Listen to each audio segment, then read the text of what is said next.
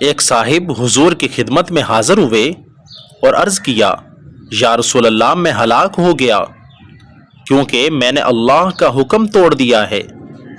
میں رمضان میں اپنی بیوی سے صحبت کر بیٹھا ہوں، ہم بستری کر بیٹھا ہوں۔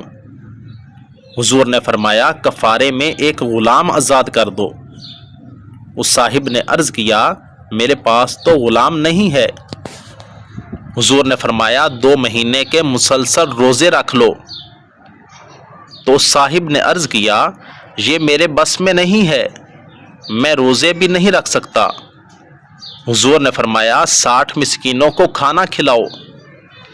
وہ صاحب بولے، میرے پاس کھانا کھلانے کے لیے کچھ نہیں ہے، میں کھانا بھی نہیں کھلا سکتا۔ تھوڑی دیر کے بعد حضور کی خدمت میں کھجور کے پتوں سے بنے ہوئے ٹوکرے میں کھجوریں آئیں۔ حضور نے فرمایا، مسئلہ پوچھنے والا کہاں ہے؟ وہ صاحب آئے تو حضور نے فرمایا، لو یہ کھجوریں صدقہ کر دو۔ انہوں نے عرض کیا کہ اپنے سے بھی زیادہ فقیر پہ صدقہ کروں؟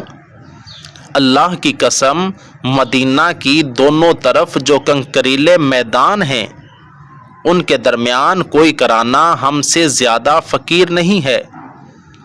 اس پر حضور علیہ الصلاۃ والسلام اتنا ہنسے کہ آپ کے دندان مبارک ظاہر ہو گئے، اور آپ نے فرمایا، اچھا، جب تم اتنے ہی ضرورت مند ہو تو پھر تم ہی اسے اپنے گھر والوں پہ خرچ کر لو۔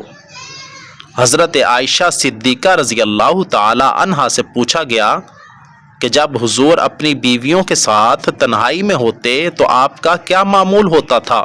حضرت عائشہ نے فرمایا، تمہارے مردوں کی طرح ان کا معمول ہوتا تھا، لیکن یہ بات ضرور ہے کہ آپ لوگوں میں سب سے زیادہ شریف، سب سے زیادہ نرم، بہت ہنسنے والے اور مسکرانے والے تھے۔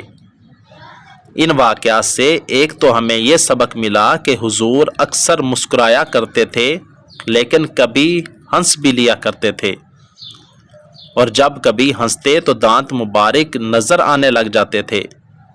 اسی طرح دوسرا یہ کہ اگر روزے کی حالت میں بیوی سے ہم بستری کر لی جائے تو اس کا کفارہ ہر حالت میں ادا کرنا پڑے گا، چاہے کوئی غریب ہو یا امیر۔ باقی صاحب استطاعت لوگوں کو بھی چاہیے کہ ایسے مواقع پر ایسے لوگوں کا خیال رکھیں جو مجبور ہوں۔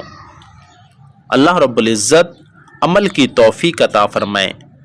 اگر آپ کو ہماری یہ ویڈیو اچھی لگی ہو تو اس ویڈیو کو لائک، چینل کو سبسکرائب اور ساتھ دیے گئے بیل آئیکن کے بٹن کو ضرور دبا دیں تاکہ ہماری آنے والی ہر ویڈیو آسانی کے ساتھ آپ تک پہنچ سکے۔